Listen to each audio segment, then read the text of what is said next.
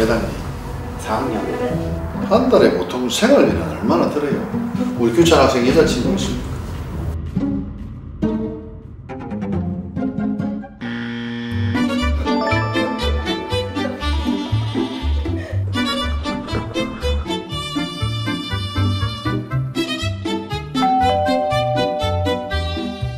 예, 오늘은 우리 지역의 후배 대학생들과 이 학교 생활을 하면서 가지고 있는 애로사항이라든지 또 우리 학생들이 우리 지역을 보면서 느끼고 있는 점이라든지 이런 부분들을 편안하게 이야기를 하면서 소통도 하고 한번 대학생들 이야기를 한번 들어보려고 합니다.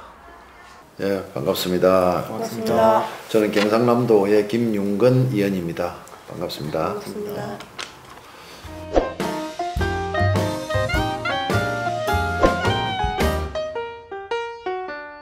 요즘 방학인데 어떻게 지내요?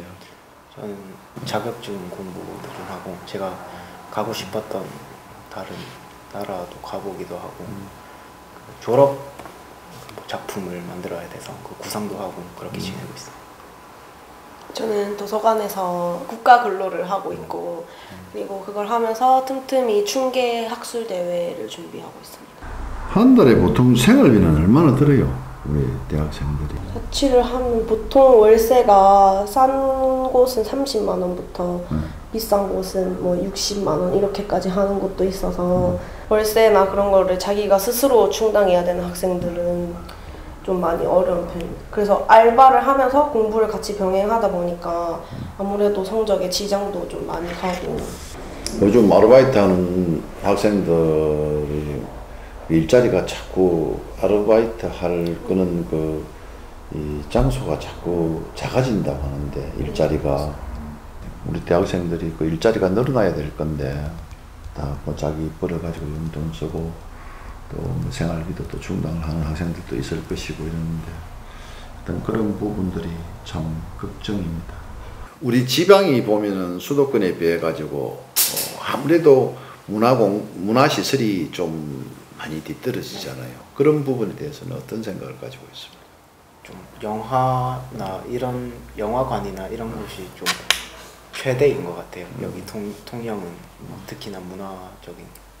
또 한편으로는 다른 필요나 이런 걸 많이 느끼다가도 영화관도 텅텅 비어 있는 걸 되게 많이 보면서 그렇게 사람들의 수요가 마냥 많지는 않은 것 같다라는 생각을 저는 통영에 살면서 좀 많이 해봤던 것 같아요.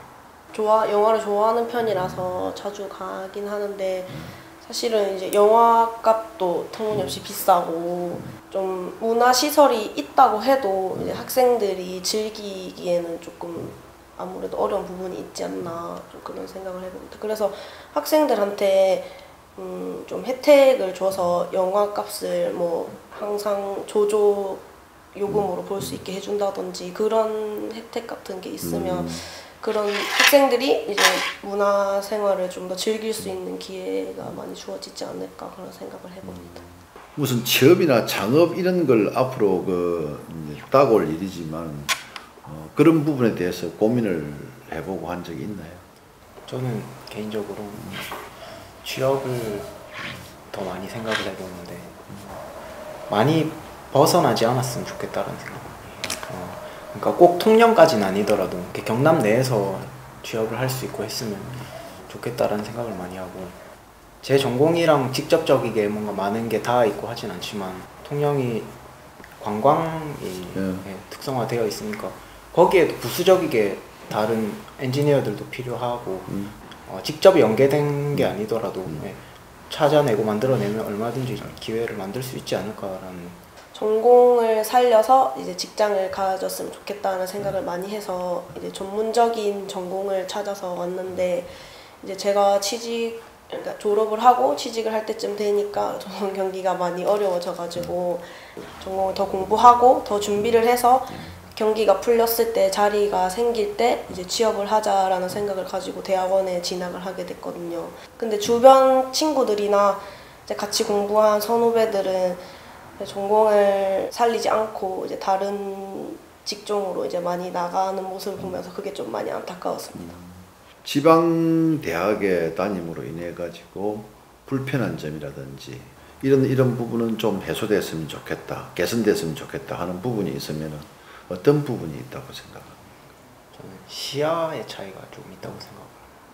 아무래도 수도권이나 좀 대도시에 있으면 볼 수 있고 들을 수 있는 것들이 좀 많아서 자기가 어느 정도의 뭐 공부를 했고 얼마나 했을 때 이런 걸 할 수 있겠다라는 그런 가이드라인이 있는 것 같은데 지방에 있다 보니까 그런 기회를 좀 찾기가 어려운 것 같고 이 인근에서 취업을 하거나 이런 걸 준비를 하는 게 되게 어려운 것 같아요. 왜 경남에 있으려고 하느냐라는 식으로 물어보시는 분들도 많이 계시고 토익 학원을 가려고 해도 가깝게는 진주까지 이제 나가야 토익 학원을 갈 수가 있는데 그럼 왕복 1시간 20분씩 이렇게 쓰면서 다니기가 쉽지도 않고 취업 박람회라든지 뭐 아니면 실무자들께서 하시는 특강을 들을 기회라든지 그런 것도 적은 것 같고 학교 생활하는 4년 동안 그런 게 많이 아쉬웠습니다. 그런 게 이제 그 수도권과 지방이 차이가 없어져야 된다고 봐요.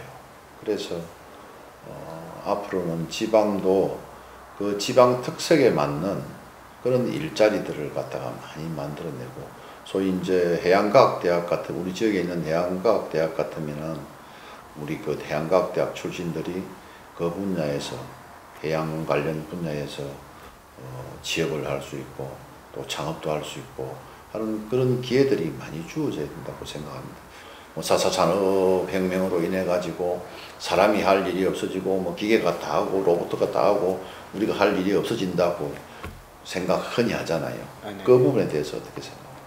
저는 사실은 기계가 아무리 뛰어나고 기술이 계속 발전한다고 해도 이제 기계가 할 수 있는 일의 한계가 저는 분명하다고 생각해서 그리고 그렇기 때문에 이제 그냥 무작정 기술 발전하는 것만 중요한 것이 아니고 사람이 할 수 있는 일이랑 기계가 할 수 있는 일이랑 그런 것들을 구분을 해서 기술의 발전에 어느 정도 제한을 둬서 사람의 일자리를 더 이상 뺏지 않는 그런 것도 좀 중요하다고 생각합니다. 우리 그 사회의 그 안전 문제라든지 또 우리가 일상생활을 하면서 젊은 학생들 관점에서 볼 때 이런 부분은 이렇게 좀 개선이 좀 됐으면 좋겠다 하는 그런 부분들이 뭐 특별히 평소에 생각하고 있는 부분이 있습니까?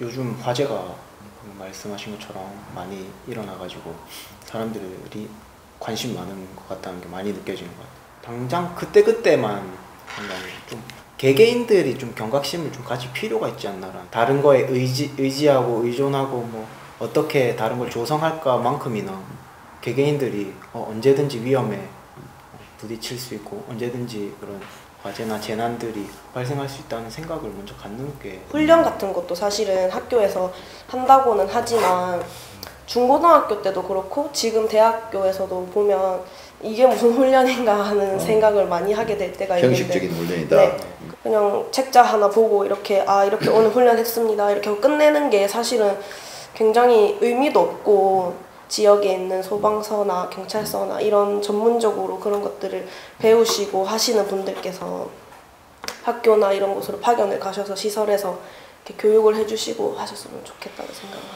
학교 같은 곳에서 자체적으로 이렇게 형식적으로 하는 그런 교육이나 훈련보다는 해당 그 관할 그 관공서 뭐 소방서나 이런 곳에서 재난재해를 담당하는 부서에서 와가지고 정말 그 실제 상황처럼 이렇게 내실 있는 훈련이나 교육이 필요하다. 네. 정말 그 옳은 말씀이라고 저는 생각을 합니다. 우리 지역이 안고 있는 교통 문제, 좀 시민들이 불편함을 덜 할 수 있을까 평소에 생각하는 부분이 있으면 그거 한번 말씀 좀 해주시지.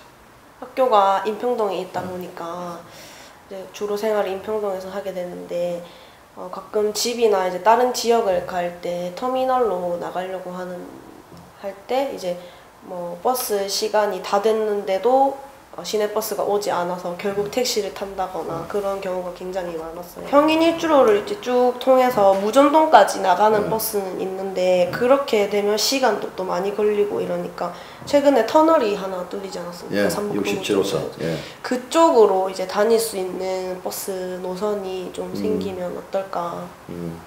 아이고 좋은 생각이에요. 중림에서 무전동에서 67호선을 통해서 바로 해안과학대학 있는 인평동까지 오는 그 노선. 좋은 생각이에요.